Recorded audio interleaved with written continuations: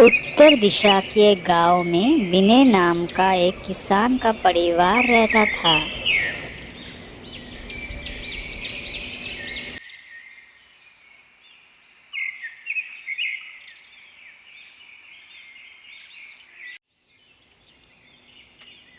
अरे बड़ी बहू, खाना बना कि नहीं? हाँ हाँ माँ जी, बस कुछ ही देर में हो जाएगा। हाँ हाँ, खाना बनाते रहो, जब मन करेगा हमें दे देना। अरे मेरे बेटे विनय के तो भाग ही फूट गए तुमसे शादी करके। एक तो टकली, ऊपर से न काम की न काज की, दुश्मन अनाज की। तुम्हारे लिए हमारे गांव में भी कोई इज्जत नहीं करता है।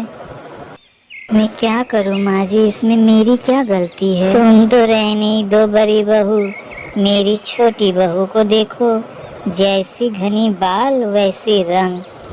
खैर छोरो, मैं पड़ोस में जा रही हूँ, विनय को खाना दे देना, उसे काम पे भी जाना है।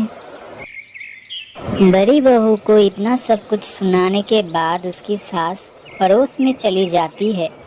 सास के जाते ही छोटी बहू वहीं पे आती है। ना जाने आप कैसे सुन लेती हो ये सब।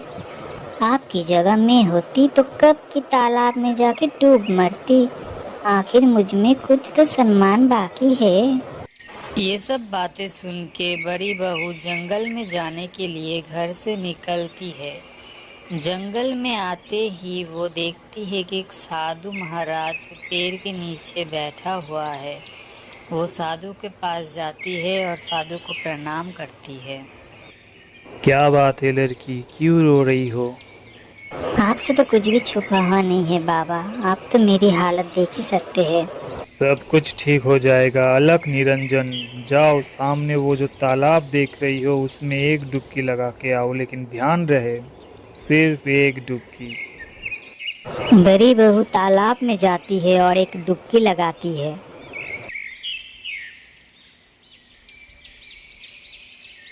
ये क्या, मेरी सर पे इतनी घने बाल और मेरी रंग इतनी साफ कैसे हो गई?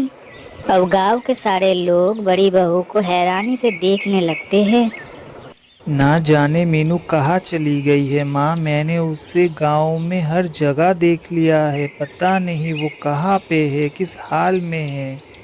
अरे विनय बेटा, ना जाने ये बहू कहाँ जाके मर गई है। अब तो गांव वाले सोचेंगे कि हम ही ने उस टकली को भगा दिया है।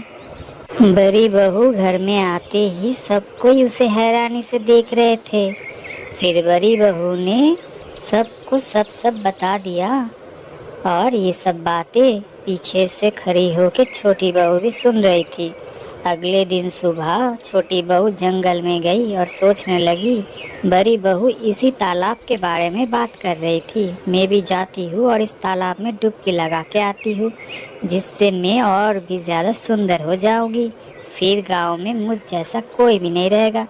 ये सोच के छोटी बहू जैसे ही तालाब में जाके 2-3 डुबकी लगाती है और जैसे ही डुबकी लगा के बाहर आती है तो वो देखती है कि उसका पूरा का पूरा शरीर काला पड़ गया है और सर के बाल भी बीच में से टकली हो गई है। ये सब देख के छोटी बहू बहुत ही उदास हो जाती है और रोते रोते कहती है कि मैं फिर कभी भी घर नहीं जाऊंगी, और वो वहीं पे जंगल में रह जाती है। और इधर बड़ी बहू और उसके परिवार बहुत ही सुख शांति से रहते हैं।